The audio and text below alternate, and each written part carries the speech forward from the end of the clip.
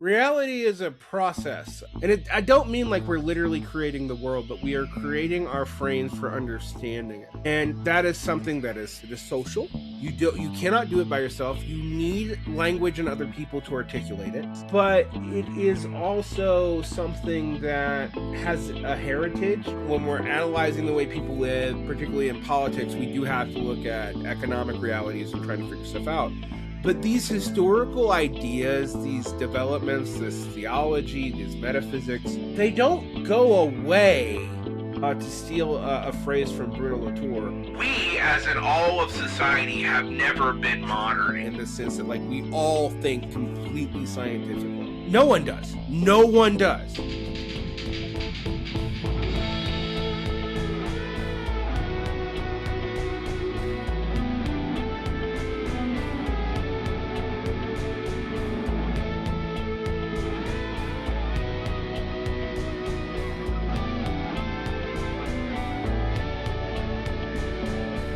The container is now open. Today is a very, very fun interview for me because we are talking to none other than C. Derick Varn, author, thinker, podcaster, poet, man about town. C. Derick Varn does it all and has read it all. He read the whole library, folks. That's why we have him on. He was down in the trenches, OG left-wing podcaster before that it was the cool thing to do. Shout out Symptomatic Redness fans and all the many podcasts he used to do. So we brought him on because in our adventure into consciousness, connection, and communion, we're trying to figure out maps for how we create reality. And C. Derick Varn, you have a lot of them, both in the realms of spirit, and a lot of our listeners are into and have a lot of contact with spiritual and personal development maps. But I think a lot of people in those fields do not realize how far out a lot of left-wing maps are and how much territory there is to be learned in these fields. And if we can kind of bring together the corpus hermeticum with Marx and Engels, I think that we'd be in pretty good shape. Yeah, but before we dive into that, before C. Derick Varn shares with us the recipe for the soup that we call reality, I would like to thank our patrons. They went to patreon.com/thecontainer and committed to making small monthly donations. If that sounds like something you would like to support conversations like this, but you're really not going to get anywhere else, please go and do it. Just do it today. If you're already doing that, or that monetary support doesn't feel right for you right now, rate and review us if you're listening on Spotify or Apple Podcasts. And of course, like, subscribe, comment on YouTube, whatever ways you can engage. It really means a lot and helps us. So y'all are the real heroes out there. Now, Varn, how do we make reality? If you could help us with that. Well, I mean, making reality is in some ways something that I find to be a huge and daunting task. I mean, one thing I think we have to always remember, and this is something that you get from both physics and from certain spiritual traditions, it comes up a lot, and Buddhism, is that any concept or constraint that you have, any model or knowledge of the form or structure of a thing, or of the interrelation between things, is necessarily going to be either precise or accurate, but not both. Because if you are both, you're just the thing. So, for example, like the old probably apocryphal Zen master gets asked, what is enlightenment? And he points towards the moon, and then the student asks if it's the moon, and the master says no, and just points towards the moon again. The core of that little anecdote is that the representation of the moon linguistically can't be the same thing as the experiential reality of what we refer to as the moon. And so as well, when we go to talk about enlightenment, or in political terms, revolution, or any of that, we also cannot talk about it experientially before we are in it. And this is actually, I mean, people don't think that this is a big problem on the left, except that it's something that is a major philosophical problem for Marx. Like, Marx talks about the problems with capitalism and how to get through capitalism.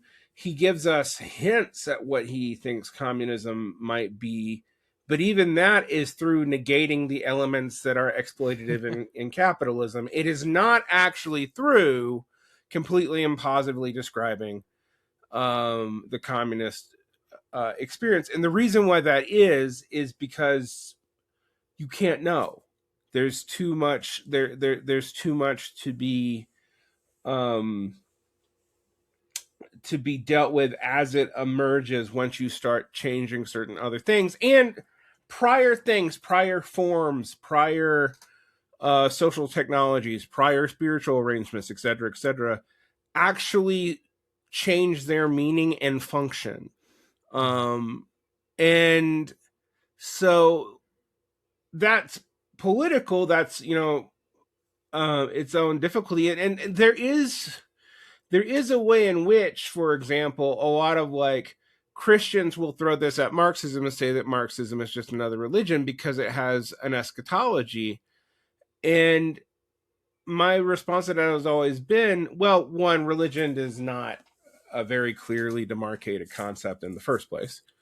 Like what is the ancient Roman distinction between religion and magic?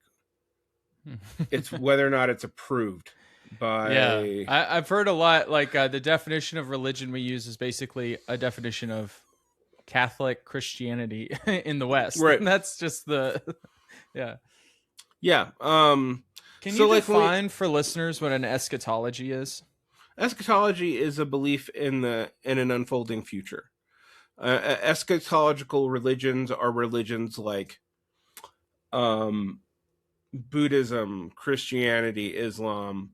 Non-eschatological religions are religions like Hinduism, certain forms of paganism, and I put, for those of you who are listening, that is in strong quotes.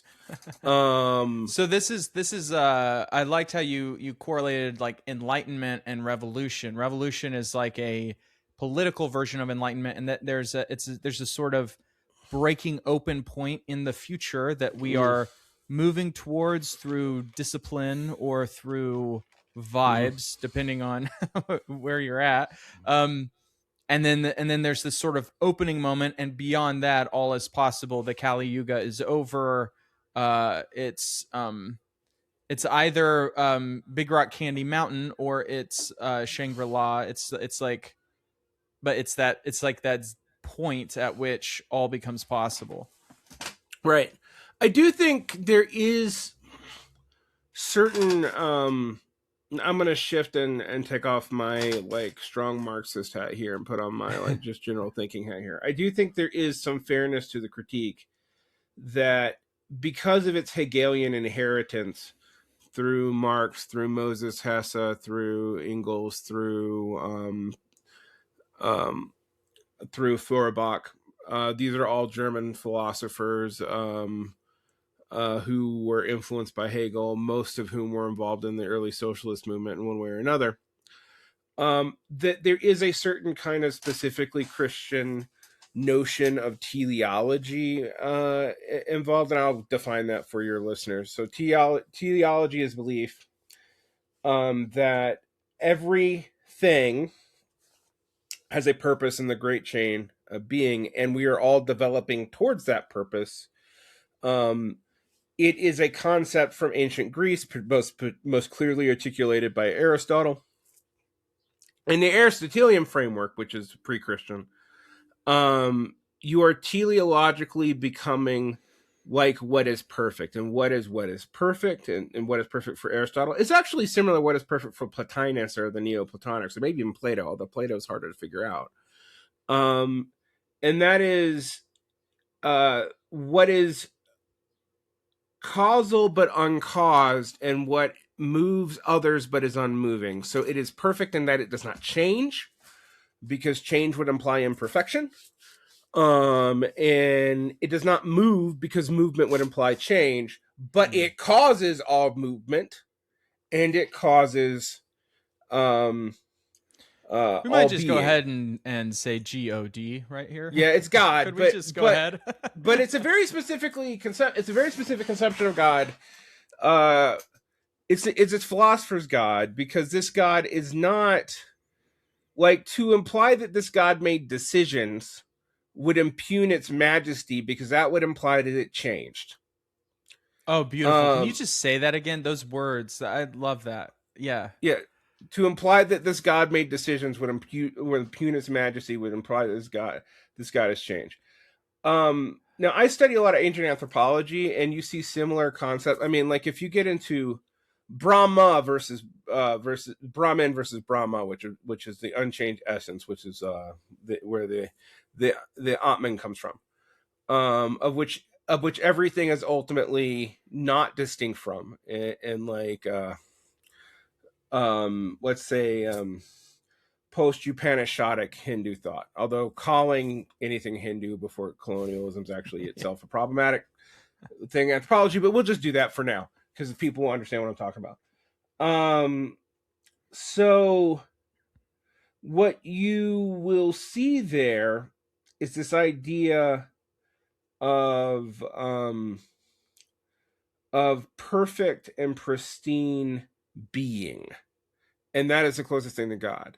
Now, Hegel is interesting. There's a book that your audience might know, Dr. Justin Sledge of Esoterica channel. We actually disagree on this book.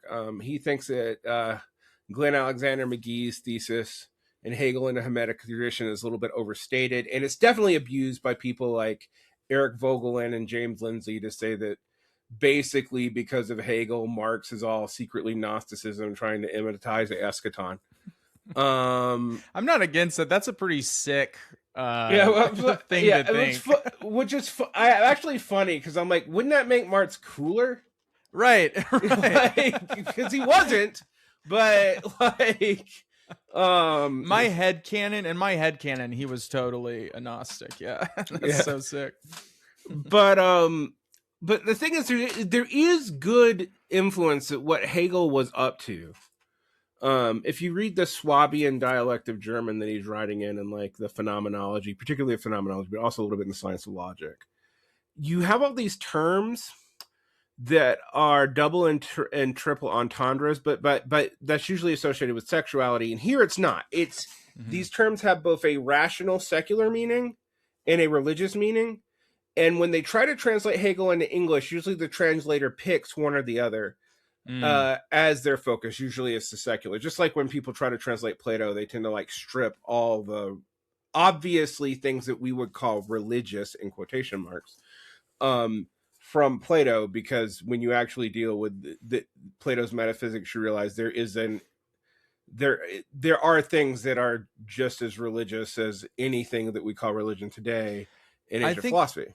I'd like to step in right here, because I'm noticing this connection about like reading Hegel requires some kind of historical embodiment of how readers were coming through history and retaining that sort of like Catholic Church informed multiple levels of reading any text. You have, that that's where my head goes, is like the anagogical, the literal, the moral. You have Hmm. all these ways of reading a text, and historically they're coming out of that, and they're able to like they're embodying that when they read.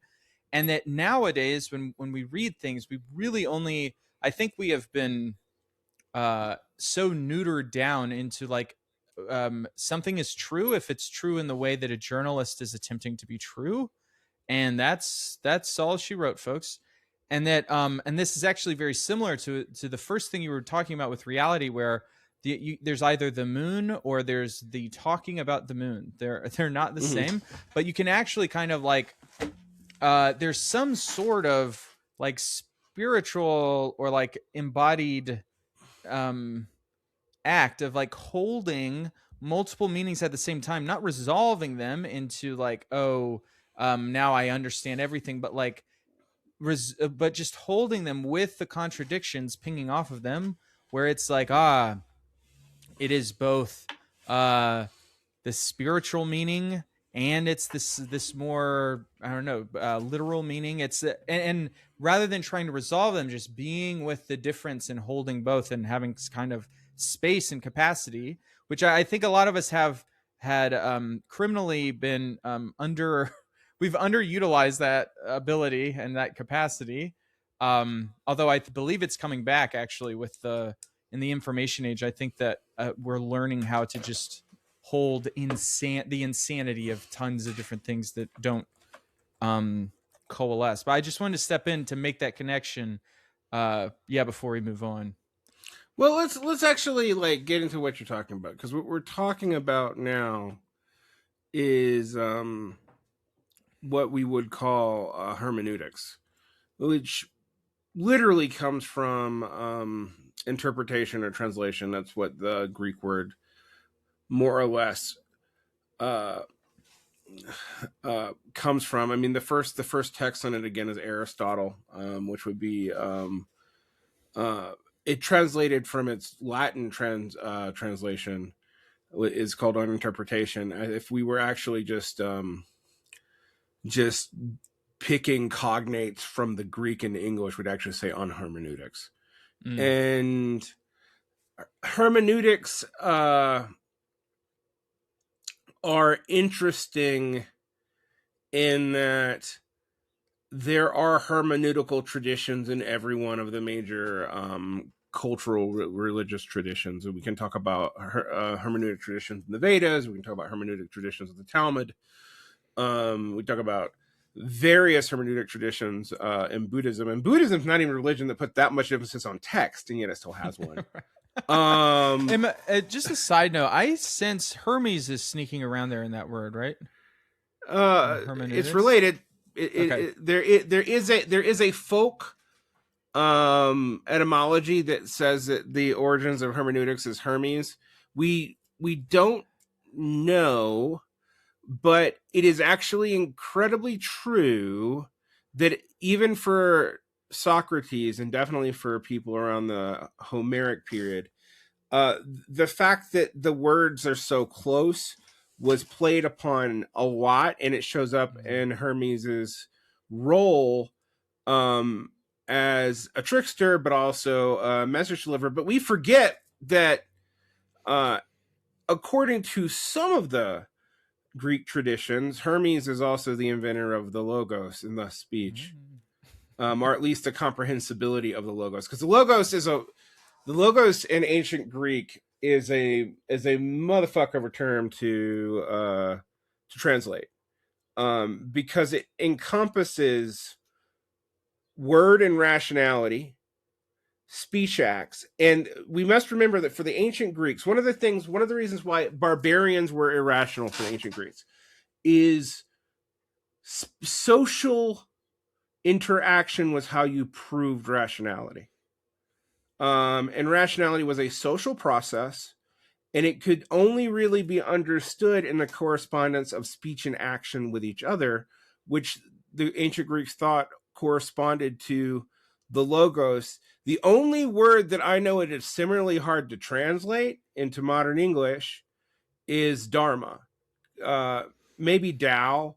But dharma is a word that means something like um doesn't mean essence, that's important, but like it means something like way, form, structure, and I mean, if you get into like Abhidharma, it's literally like it almost means the same thing as atom, like it's the ultimate constituent unit of being. So logos is similarly important because logos is word, form, and logic. So Mm. structure, symbol, sign, representation. Um, and this has a huge deal in philosophy, but also has a huge deal in Christianity. If you go to the Gospel of John, what does it start with? God gives you the logos, and what does the logos made manifest in? Jesus. I think it's Um, so funny. Every time you read any kind of analysis of John, they're mm, like when John says Christ is the Word, they're using the Greek word logos, and then that is supposed to be very informative. But right? for Yeah, it's most of like us, you know that's what just that like, oh, means. thanks, man. That's Right. cool. But I think um, I got you wildly off track. I'm just like having so much fun right now. I'm levitating off my chair, but I got you off track from hermeneutics. well, Hermeneutics is a hermeneutics. I U. mean, the hermeneutic tradition that we deal with, um, basically post Thomas Aquinas. So this is a shift in Catholic thinking Shout out in Aquinas. the early modern late medieval period, which I really do think begins modern thinking. There are some reactionary people who think this is like the beginning of the end. There are other reactionaries who think we all just need to become Aquinians. But Thomas Aquinas gets us into developments from Aristotle that lead by the 18th century to hermeneutics being seen as semiotics, semantics, presuppositions, and structural linguistics. And semiotics is the study of symbols. Semantics is the study of the structure of speech, and the meaning of words. Um, when we say something semantic, we sound like we're discounting it. But what actually, when we're having a semantic debate, what we are debating on is the ultimate meaning of a term and its relationship to other terms. Um, Presuppositions are the axioms required to make language, speech, and comprehensibility work. This becomes its own form of Protestant Christian apologia later, but it's where it comes from. And structural understandings is tracing the relationship between concepts and an utterance. Now, pre-modern hermeneutics included things like um, metaphors. I mean, we talk about metaphors too, but when we talk about a metaphor, we see a metaphor as a symbolic representation that is untrue to get you to a truth. Uh, if you look at the way ancient people tended to think of metaphor, the metaphor or the symbolon might actually, and I use the symbolon, I use the alienating Greek form on purpose because symbol has a softer meaning for us in English than symbolon does in Greek.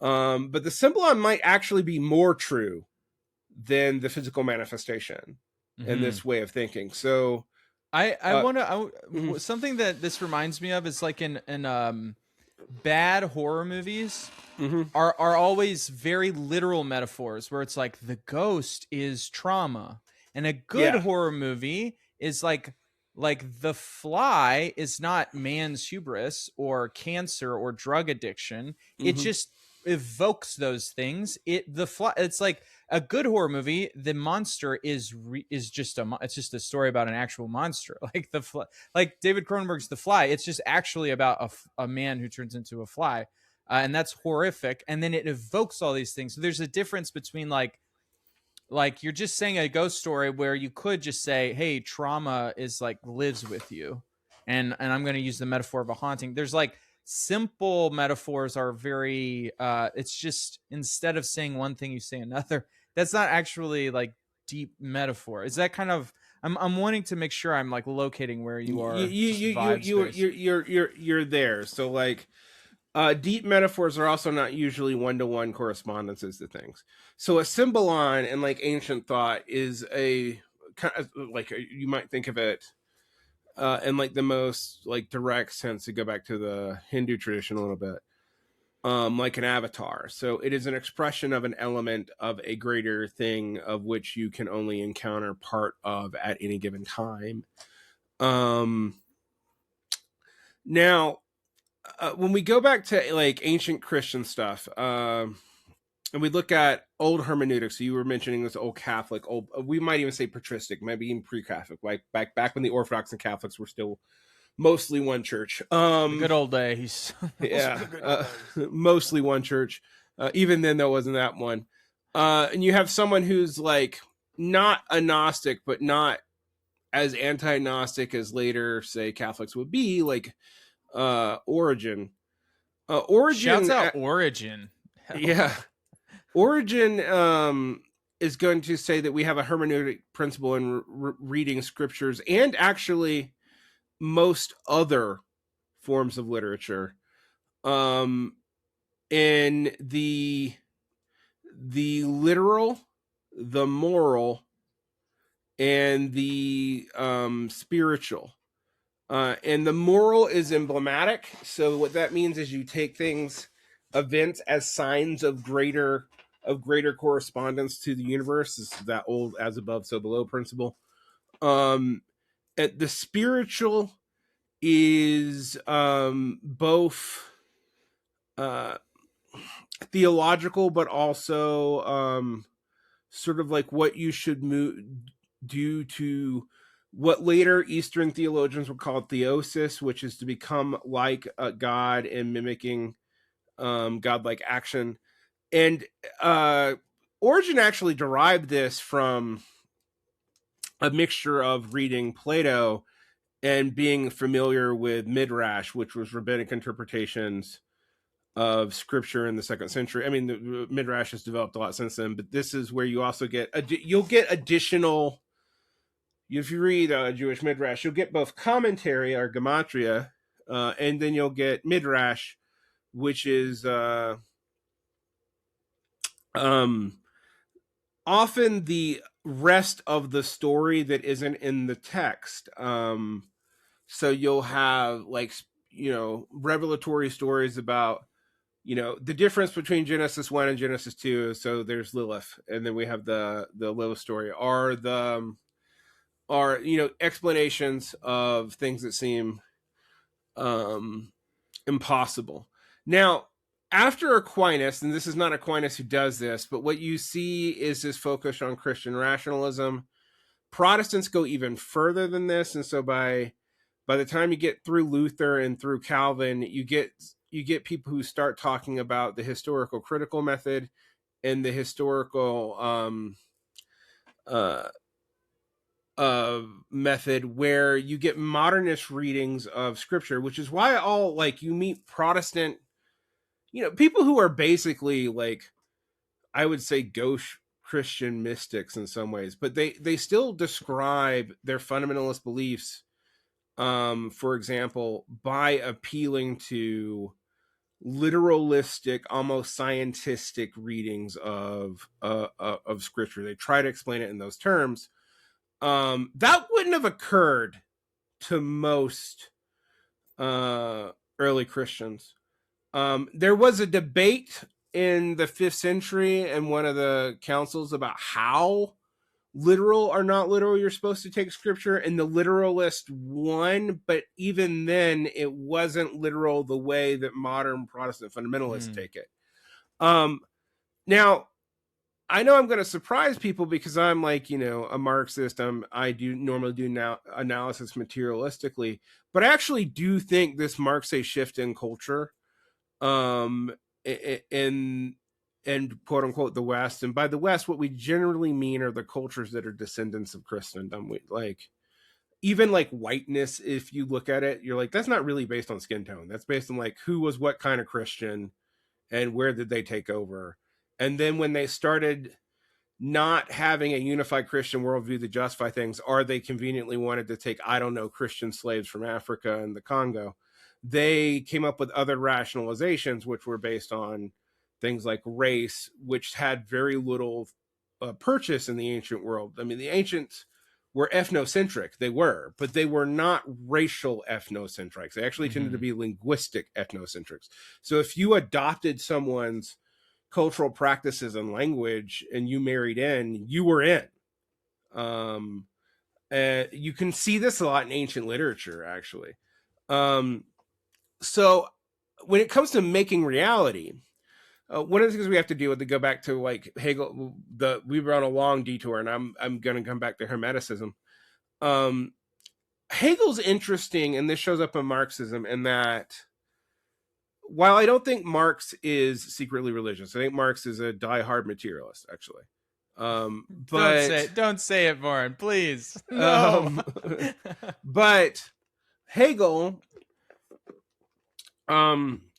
was trying to reconcile Lutheranism with people like Baderbohm, Bruno, and Paracelsus, who are medieval neo-Hermetics. So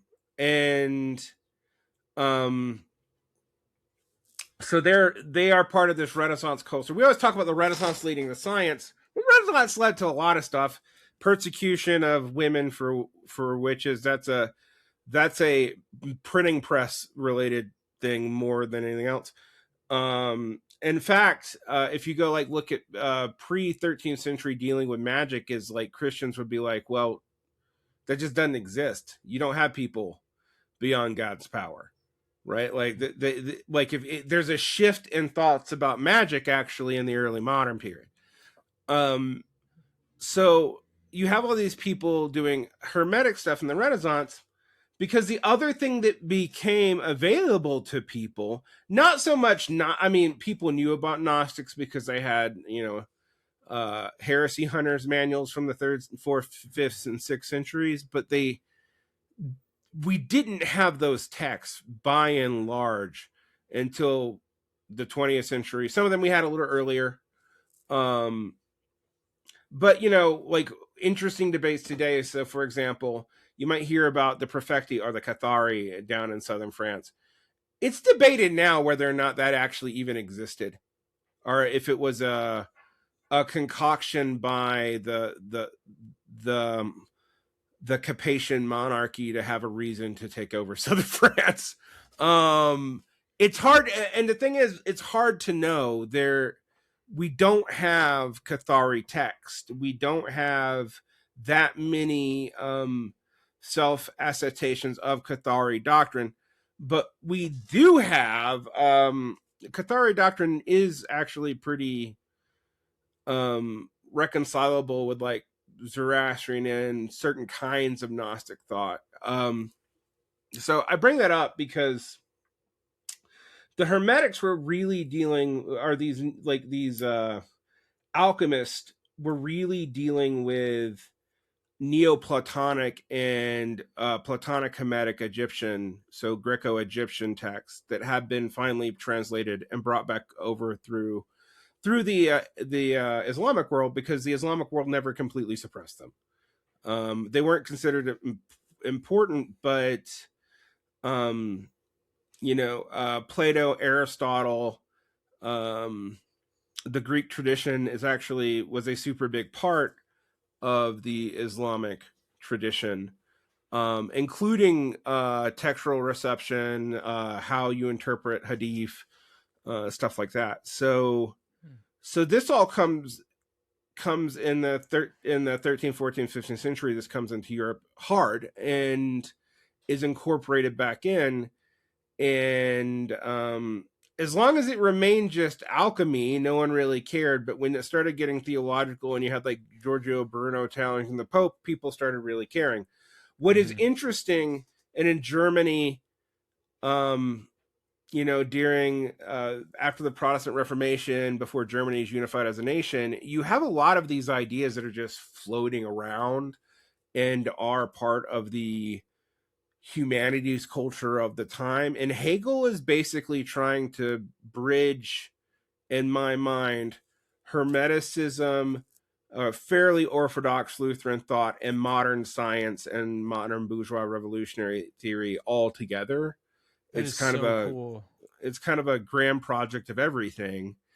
And I do think those teleological assumptions end up in Marxism because, uh, like, there's a great debate, and it's unclear from just doing exegesis of Marx, but about whether or not, for example, communism is a political project of which you build or a reality to which you align yourself to because it is the natural result of the unfolding contradictions of history.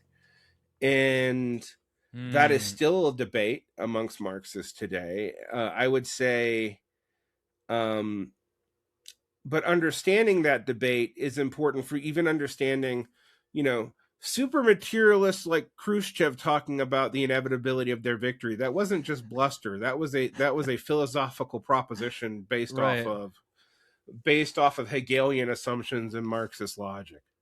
Um, so how do you make reality, right? Well, this is one exercise in understanding that left-wing convictions were based off these historical exercises, which is why I tell people, even if you're a materialist, if you're a hardcore materialistic atheist, if you do what the new atheists do and throw out theological thinking, you cannot even understand the development of materialist Western thought because it Mm. is still following structures, patterns, and concepts that were introduced, um, as far back as the third, fourth century BCE, fifth century BCE.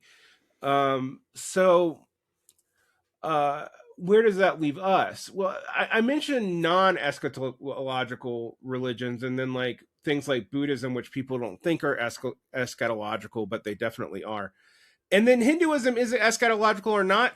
And ultimately it isn't, but it is in the immediate sense, in that like you go through ages and ages, move cycles on a wheel. Hmm. Um, and that's also true in Buddhism.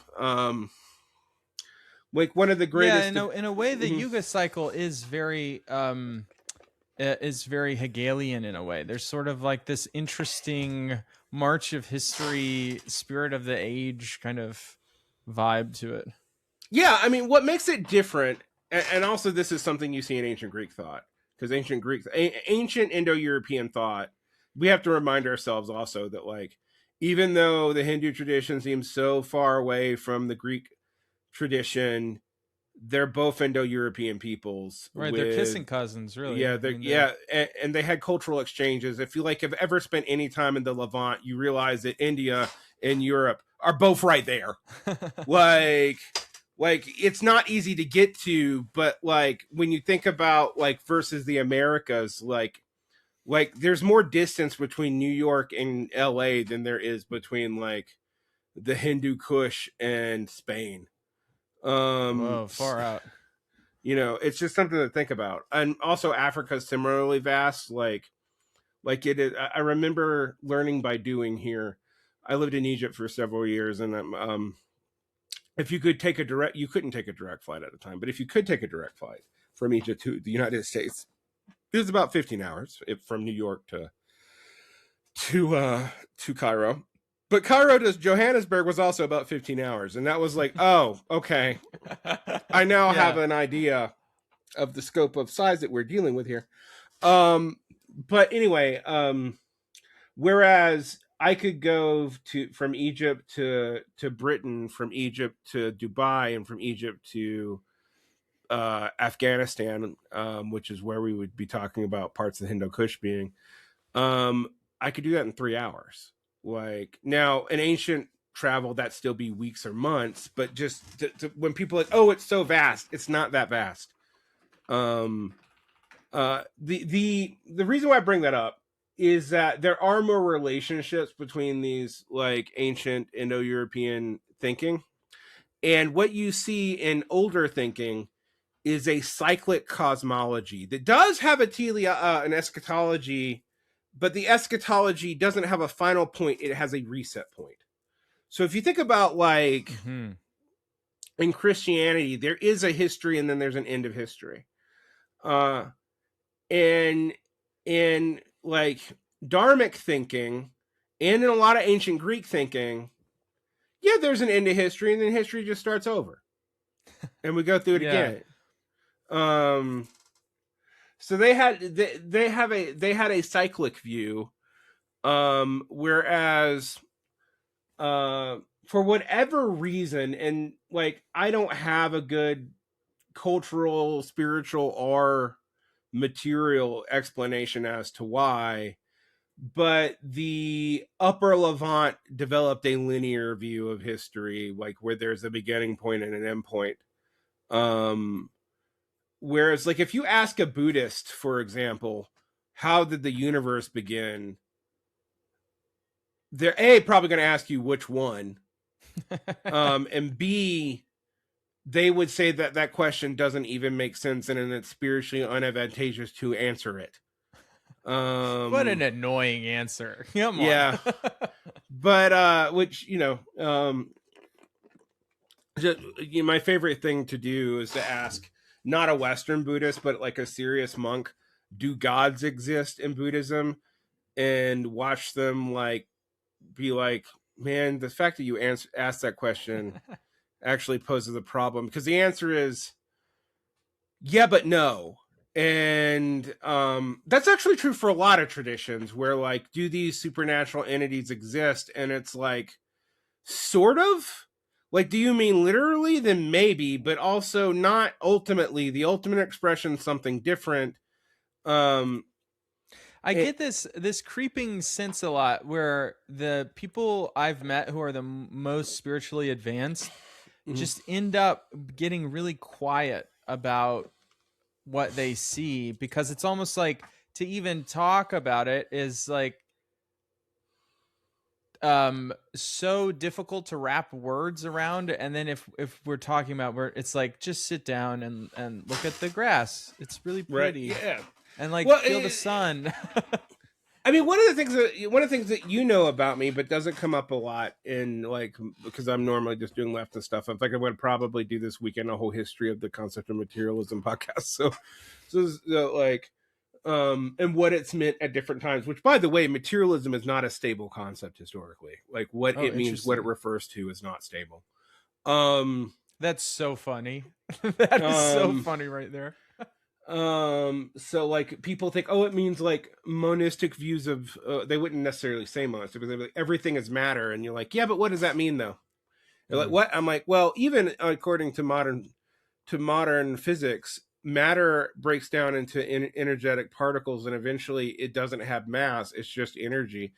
But what is energy? Well, energy is defined as the potential to do something, and you can make a lot of, you could be a grifter off of that definition, but I mean, it's also true that like, that like we don't really know what matter is. And if you want to really think about how this plays out scientifically in ways that like make a lot of like, oh, trust the science talk a little bit more vague. We know, for example, that causality as we understand it, Newtonian causality, which isn't ultimately true anyway, and we all kind of know that because relativity exists, but Newtonian causality works for things at the atomic level and above. And we also know that it doesn't work at the subatomic level, that we don't really understand causality at the subatomic level. Quarks don't seem to operate with the same causal principles as atoms do. In fact, they don't even necessarily seem to like operate with causality clearly in time. Like time is not something that quarks are concerned with. If they're, I mean, to say quarks are concerned with anything as itself may be confusing, but here's what'll blow your mind. If you think about the existence of the universe and the Big Bang, when I know there's some Marxists who reject it because Trotsky did because of Aristotle. But I love Marxists who are just fans. They just like a guy and they're like, hey, he said this and I like him the most, so Yeah. It's very sweet. Unfortunately, for a tradition that explicitly says great men don't matter. There's a whole lot of like Oh yeah. weird theoretical hero worship. Just But the no, phrase "well Marx said" is like the most common. Oh man, when I hear that, that gets my goat on in left spaces. Like I say this him stuff all the saying it time. alone. But then I've told people like just because Mark said it doesn't mean it's true. I'm just gonna put an example. Marx believed in some weird anthropology, and his theories on race were progressive-ish for his time, but we would find them kind of horrifying.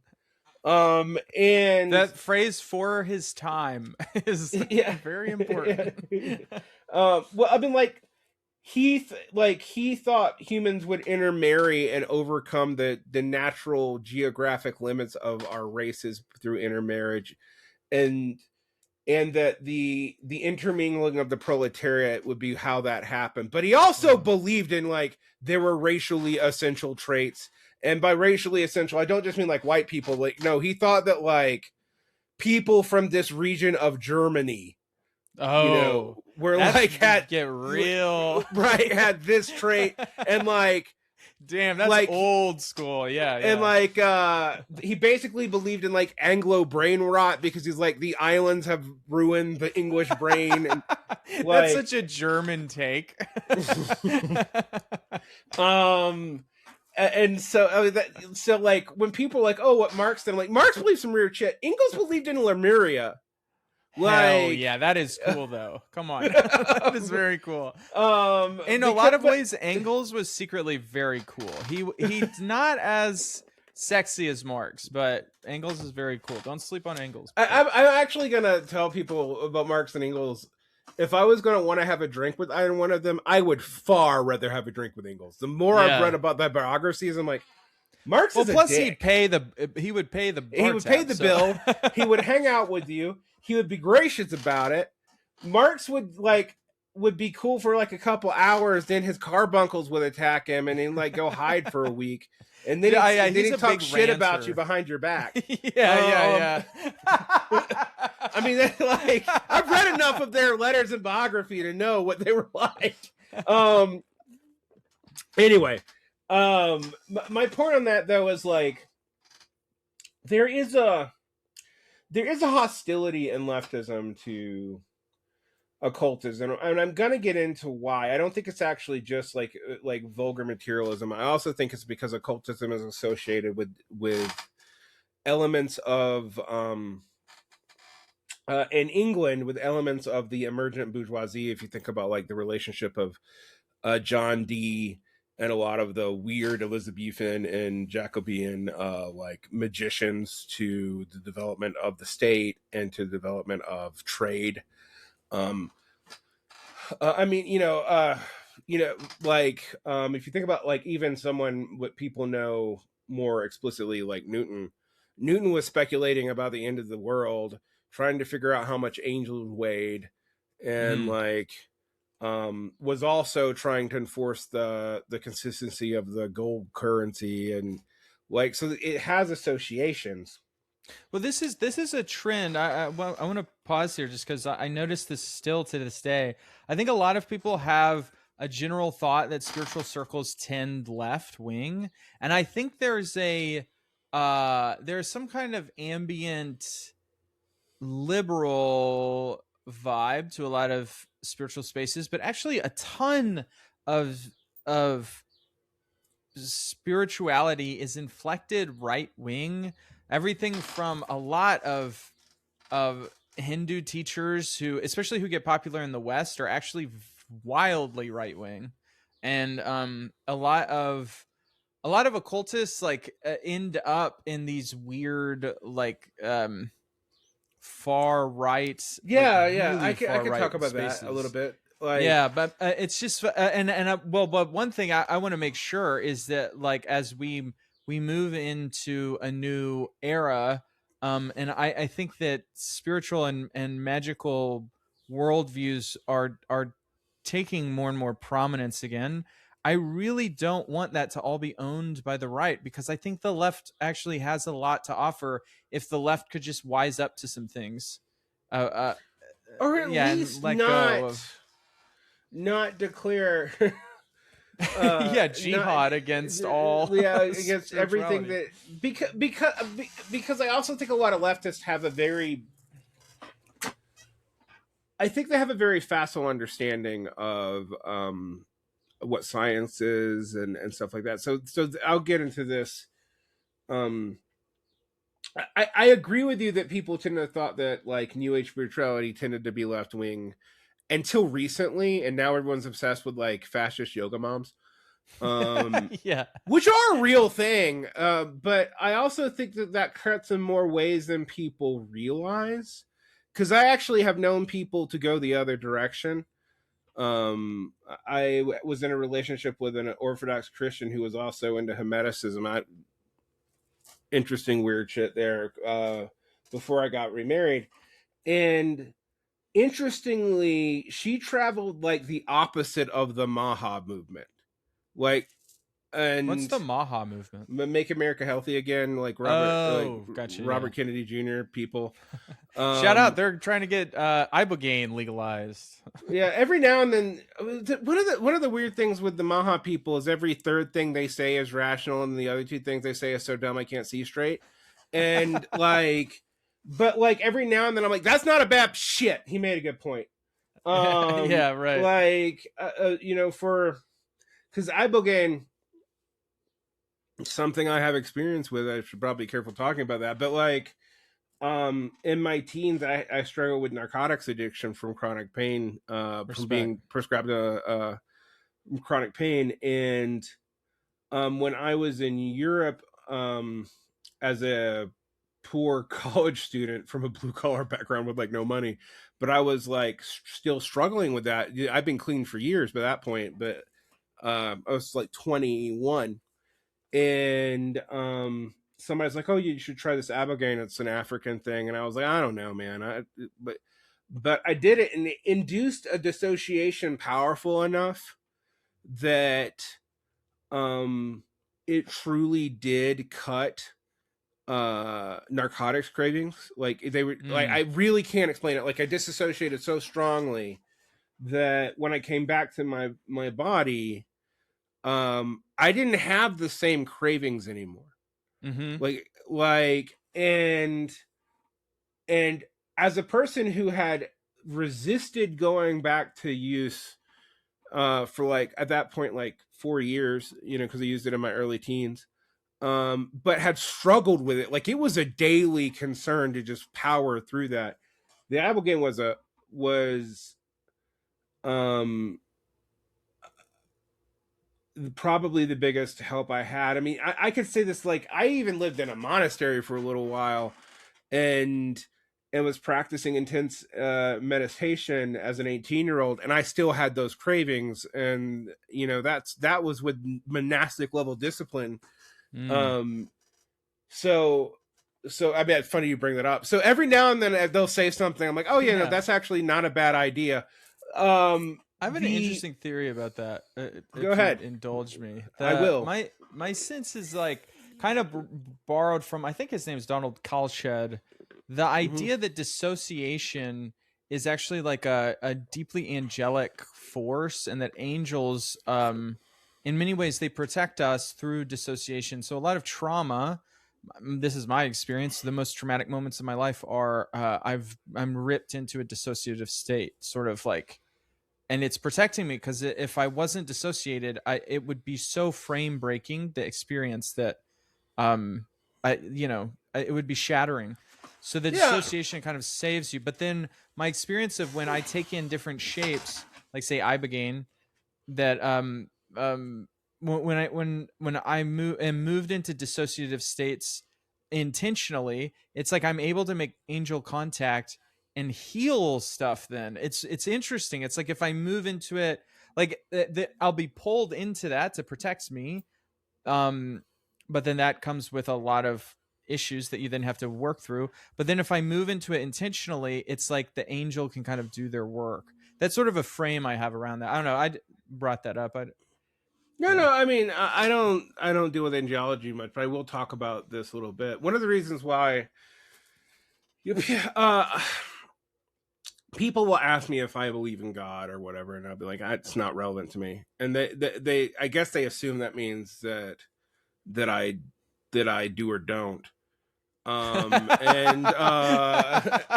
they can make whatever that I will.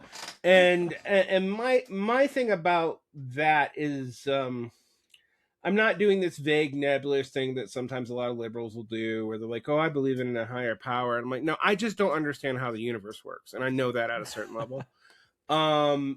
But I will say this: one of the reasons why I have maintained religious and spiritual practices, which I don't talk about a lot. I think my audience does know that I am theoretically a Buddhist, and that I come from a religious background. My father was a spiritual seeker, and by that I mean also a con artist. But and I'll say where he went through. He was my family were Jews who converted to Protestant Christianity in the early 20th century, and then went back to Judaism in the middle of the 20th century. Wow. But on my father's side and my mother's side, were Catholics, but with a strong tint of getting in trouble and getting accused of being heretics. The best kind, baby. Yeah. So I actually got a religious education, and I grew up in the deep South. I grew up in Macon and Augusta, Georgia, in the 1980s, during the high point of the Satanic Panic. I remember, for example, in 1993, I'd come back. No, 1984. I'd come back from Canada. I was just starting high school and finishing up middle school, because I started school a year later than most of my peers. And I was writing in Hebrew, and my teachers thought that I was a Satanist because they didn't recognize what I was doing. And they called my mom in and accused me of being a Satanist. So that's like that's the kind of religious background I came up with. But my father ended up, for a while, he died a Joel Osteen Christian. But he ended up for a long while being a kind of Vipassana meditation, mindfulness, Theravada Buddhist. But weirdly, that meant that I grew up around, because there wasn't a lot of like Jubus in Augusta, Georgia. What there were Sinhalese and Cambodian refugees. So I grew up around not like the New York Jubu community that you always associate with, with like spiritual people hanging out and doing Buddhist stuff. I grew up around like Cambodian Theravada and like lay people and monks who also did magic effectively, like like they were doing amulets and stuff like that. And so I was very influenced by that and ended up in a monastery for a while. So like in my late teens and early 20s, I was very lost and ended up in a lot of places. And I was blue collar enough to not have resources, but artsy enough to end up with people with more resources, and not realizing that like I couldn't just squat and hang out with heroin addicts and be okay. Like some of my more rich friends could. But that ended up, for me, this led to like a whole lot of PTSD. Like I have severe PTSD. I still do. I've seen a lot of shit. I lived in Mexico during a cartel war. I saw a counter revolution. Even going back to my kids, I always said like I went through a lot of weird karma because I saw a lot of murders before I was like 17. And the reason why I'm bringing all this up is like my leftism doesn't do shit for any of that. It doesn't fix any of that. It doesn't, like I'm a leftist now because I want to change the world so it doesn't happen to people. But as far as like helping me cope with any of it, it's useless. Mm-hmm. And the psychiatric drugs that they had given me, for the most part, I'm not say they're useless, and I'm never tell people not to take their medication. We'll be very clear on that. But it didn't do anything for me. In fact, for me, it made my anxiety worse, which made my depression worse, which made my suicidal ideation worse in my late teens. So how I coped with it was, what we might call spiritual practices. I'm a meditator. I do prayer, I do visualization, I do yadam work. I still do all that stuff. I don't talk about it a lot because I don't want to be a spiritual materialist, and that I don't want to like use it to become more famous or become some kind of guru. But I think what makes me somewhat different than a lot of other leftists is like, no, I actually do spiritual practices. I meditate several times a week. I have lived in monasteries multiple times in my life. And I have also carried on dialogue with religious people and studied religion my entire life. And while, I guess I could like, those are religious books up there. Like, that's not, I have as much like commentary on the sutras and versions of the Bible in my house as I do anything by Marx. And I'm very interested in the differences between ancient and modern thinking, and kind of the failures of both. So when you ask me this big question, like, what makes reality? The experiential part is something that I think leftists often they just don't deal with. They're very theory praxis people, but phenomenology, as much as it's like theoretically important to leftists, like when you ask people like, how do you help people get out of drug addiction, you don't usually get an answer. And one of the things that I've said a lot to people, and the late Michael Brooks used to agree with me on this, actually, we disagreed on a lot of stuff, but we agreed on this, is leftists should learn from some of these, we should limit our claims to other people to what is scientific as far as politically. And I do believe that. But we should be very encouraging of people's practices that help them cope, and admit that these practices often have metaphysical undergirdings and implications. And I think when we deny that, we often deny people ways to deal with their trauma in anything other than psychoform, or hope, or the hope that like the late Mark Fisher had. And I've gotten in trouble for saying this, so I'm very careful what I say here. Mark Fisher thought that basically the change in society would help him alleviate his depression, because depression was a rational response to the society that we lived. And I don't think that that's totally false. Like, I actually want to be very clear on that. However, if you wait for the revolution to happen before you get in control of your own mental, spiritual, and physical well-being, you are likely to die. And I think that is something that has never left me. Mark's death really weighed on me. For those of your audience, I know Mark Fisher died in 2018, I think. Took his own life.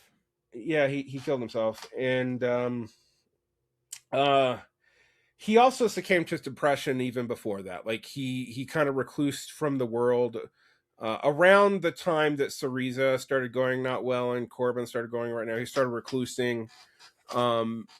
And I have always thought, from the lesson I took from that, and maybe this is a better way to frame it, because I don't want to sound like I'm blaming someone for their own illness. But that is that you needed to stay mentally and spiritually on top of yourself, and not just be like, well, society is fucked up. Because at a certain level, society's always been fucked up. Like, I don't think a lot of people um, would have a great time in third century Palestine or in, you know, 5th century BCE Greece, or, you know, I'm not foolish around that. Um, so when people are like, oh, society's messed up, like, but you have to learn how to cope with it. And this idea that the coping, the therapeutic, the spiritual, is deleterious to that because it makes you complacent, I don't think so at all. Mm-hmm. Like, I am not. The one thing I will tell people about, like, when you deal with like these different like spiritual movements, religious movements, etc., is their politics are all over the place historically. You even take something like evangelical Christianity. In the 19th century, it was associated with the liberal left. It wasn't associated with like Marxists, but it was associated with William Jennings Bryan. You know, the populist movement. Um, and today it's about as reactionary as you can get. Similarly, in Korea, which is a place I lived and know their history very well,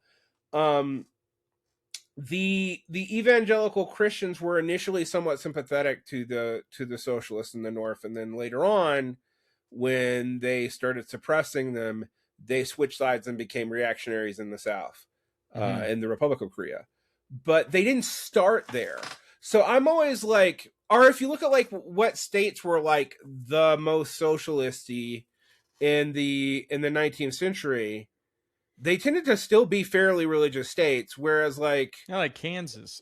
yeah, Kansas, the Mountain West, the reason why the South had issues, although a lot of the progressive movement was from the South, was the racial divide was used to throw people to the right. But where that wasn't as much in play, you couldn't necessarily predict where workers were going to go. And one of the problems that like the labor movement from Europe had is its image of the worker was secular, and that has not been true in the Americas. Not just like amongst white, you know, Protestants in the United States. It's also not true amongst Latin American peasants or Latin American workers. It's just historically not been the case.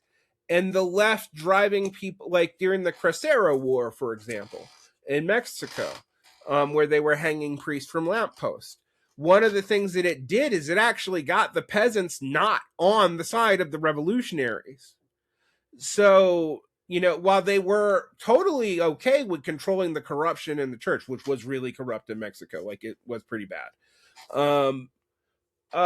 The way in which they went about it alienated large parts of the peasantry and even some of the industrial proletariat from them, and made it primarily a liberal elite movement in the 1920s. I think this is important to understand when leftists approach people in general. And I think what is interesting about this to me is like when it comes to, say, Islam, which, you know, we are rightly concerned about right now, a lot of leftists understand this, but they don't understand it in general. And, you know, like when you talk about like Hindu preacher, a lot of them are super right wing. You talk about Buddhists are all over the place politically, like just from almost fascist. Evola flirted with Buddhism, Julius Evola, the Italian spiritual fascist or post-fascist.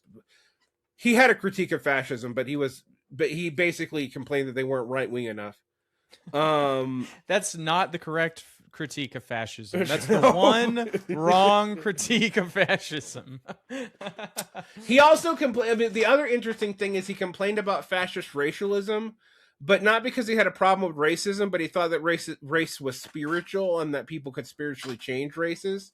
Not because. Damn. So he was mad about them making it biological. So like people, it's interesting. But Evola was all interested in Buddhism and had a very elite reading of Buddhism. There are egalitarian readings of Buddhism. Historically, Buddhism has been all over the place. The idea that it's like all hippy dippy love and peace, anyone who knows anything about the history of Buddhist Asia knows better than that. Mm. But that also doesn't mean that it's all like Tibetan slave lords and shit either. It's not historically been just either thing. And we have to kind of deal with people where they are. I think, for example, the history of post-Soviet Russia, where you have a weird religious backlash because of the amount of suppression of religion that went on in the Soviet Union to some degree, should illustrate that, like, having a completely hostile worldview towards spiritual thinkers is not even in your material interest. Like, I'm not even talking about like your spiritual well-being or your ability to cope with PTSD, which is why I do it. Like, it does really help me cope with PTSD. I found nothing that works quite like some of these practices.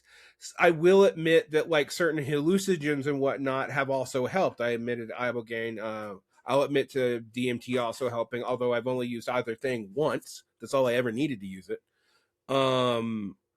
But in general, you know, I also find that when you talk about dealing with it, like you talk about disassociation is super helpful if you deal with it. If you don't deal with it, it numbs you, it makes you not able to fully engage with your world, etc., etc.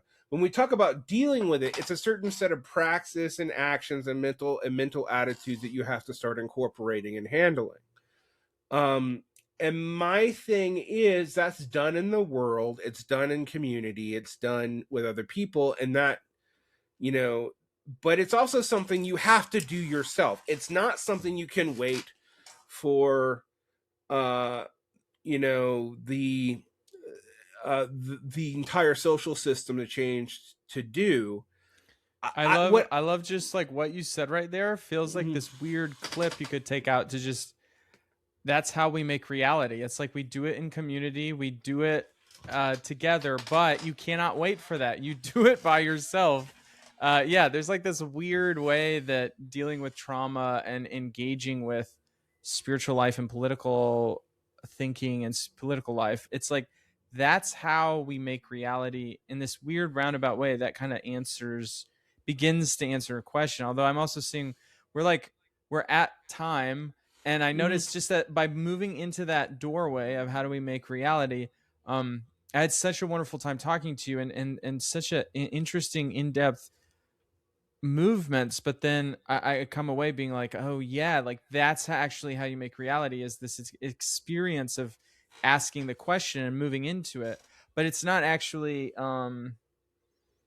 it's also not a word reality that is we a can point process. I hate the fact, like, when we talk about making reality, we have to remind ourselves that I'm going to use a obnoxious ancient Greek word. It's poiesis. It's creation. Like, and I don't mean like we're literally creating the world, but we are creating our frames for understanding it. And that is something that is like we just said, it is social. You cannot do it by yourself. You need language and other people to articulate it. You need other people to even know that you're not just up your own ass. But it is also something that has a heritage. I suppose, you know, my Marxist fans are going to be frustrated because I'm like, well, you haven't mentioned the mode of production. And I'm like, the mode of production shapes, and I'll explain it to your listeners because I have no idea if they know anything about them. It's how we create the economy. It's not just the economy; it's also the relations within the economy. But like, it's how we create the physical world in which we live in. But what I always tell people, like, you guys talk about the base and superstructure, right? And you pretend the superstructure doesn't matter. But even Marx didn't say that. That it's in a constant feedback loop with each other. And yeah, if you can't make something, if something is so crazy that you can't live off of it because it kills everybody, that idea is not going to last very long. That's absolutely true. And I also do think ultimately that when we're analyzing the way people live, particularly in politics, we do have to look at economic realities and trying to figure stuff out. But these historical ideas, these developments, this theology, these metaphysics, they don't go away just because we're in capitalism and we're modern. But as I've told someone else, to steal a phrase from Bruno Latour, we, as in all of society, have never been modern in the sense that, like, we all think completely scientifically. Mm-hmm. No one does. No one does. All right. As I was pointing out to a friend, like, how many atheists do you know who believe in fucking astrology? Like, and then can't tell you how they believe in astrology, but why do you believe in it though? Because I know people who have reasons to believe in astrology, but I don't know why you do. And when people are like, oh, we need a completely rational world, and I'm like, I don't think I know, and I don't think you know either, what you really mean by rational. Because all rational means to me is that you are operating with consistency and fidelity to a set of logical, formal constraints to your thinking. But it says nothing about the axioms of which you are accepted as the basis of your thinking. And so, like, when people are like, oh, religious people are irrational, and I'm like, no, they're not. If I believed what a Protestant believes, a lot of what like Protestant historically assumed is true. Now, I will say, like, today it's a little bit weirder because, like, religion amongst like people like, oh, Gen Z's being super spiritual, that may be true, but what they aren't is super church. They're not part of religious communities in the same way. And so what that means is, like, sometimes stuff is vibes. Like, when I hear people talk about, I'm a trad calf, and I'm like, oh yeah, what does a catechism say on this, this, and this? And they're I'm like, yeah, you don't know. Well, how track half are you? Why aren't you able to explain to me the difference between Vatican I, Vatican II, and the Council of Trent? Oh, and they're like, yeah, don't get me started. Like, when tradcats publicly arguing with the Pope. Yeah, that's funny. That's what about like basic Pope shit that they have done since the 2nd century. Like, discouraging wars is what popes normally do, except during crusades, and even then, sometimes. Yeah. So, like, what are you on, people? So, well, yeah, we're here at the end of time. I just feel like I could talk to you forever, and I'm so grateful that you came on. Maybe we could schedule even more of this, because I'm having a blast. I'd be happy to come back on in a couple months. Yeah, we gotta have you on.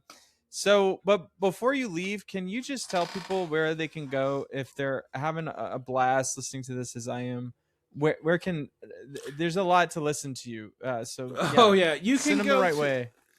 You can go to Patreon/VarnBlog, and I have all my archives, including Systematic Redness, the stuff from Systematic Redness was like 10 to 15 years ago. My early appearances on Diet Soap, except for one. Ironically, what the first appearance I ever did on Diet Soap was comparing leftism to neo-paganism, and that episode has been lost. But the CIA got it. They don't want it's too powerful. They didn't want us. But those are available. I have a book coming out on populism. It's has nothing to do with anything we talked about today at all. But and it's coming out from Revo Press. You can find it pretty much most places that books are sold once it comes out. Right now, you do have to pre-order it from a European website, but if you wait till it's published, which will be in June, you can get it pretty much anywhere in the United States. Any online bookseller. I think you might have trouble finding physical copies unless you specifically ask your bookseller to ask for it. That's where you can find my stuff. There's a free YouTube channel. Again, just look up VarnBlog. That's VARN/vlog with a V. I have a Substack, which I don't use, but also share stuff for VarnBlog. Also, same thing. I used to name my podcast really interesting and cool names, and then I realized that no one could find them, so I got bored, and I'm just going to use my name and vlog. There you go. SEO, baby. Yeah, and they were like, and now it's like really easy to find. And I'll admit, I stole that from Matt Christman. Cush Blog was where I got VarnBlog from. Oh, gotcha. Shout out Matt Chrisman. Shout out Matt Chrisman. Another person who is weirdly okay with spiritual stuff on the left, but yeah, we should get you should try to. Well, I don't know if he's doing public expansions because even though it's been 3 years, he's still recovering from a stroke. But prayers out to Matt Chrisman and his family. But yeah. Anyway, that's where you can find my stuff. Great. And there's, I mean, yeah, you should give me the $4 a month. But if you don't want to give me the $4 a month, I'm totally okay with that. You can find 90% of it for free on YouTube, and it's an unmonetized channel. I think they still put ads on it, but I don't get money from it. So watch as you see fit. I don't, it's just available for you.